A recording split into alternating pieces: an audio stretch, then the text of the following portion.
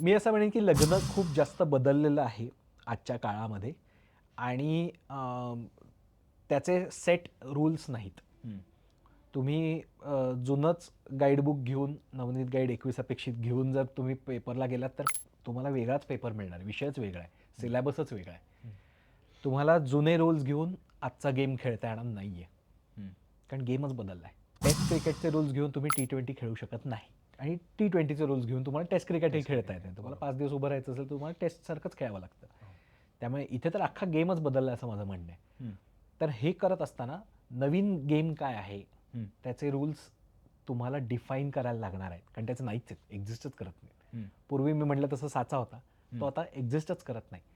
त्यामुळे तुम्हाला नवीन गेम जो तुम्ही उभा करणार आहात तुमच्या लग्नानंतर, तो तुमचा खेळ मांडत आहात तुम्ही. हं. त्याचे नियम तुम्हाला ठरवायचे आहेत. हं. ते ठरवत असताना धडपडाल, काही काही गोष्टी चुकतील, पण बिघडत नाही काही, कारण तुम्ही ठरवताय ना.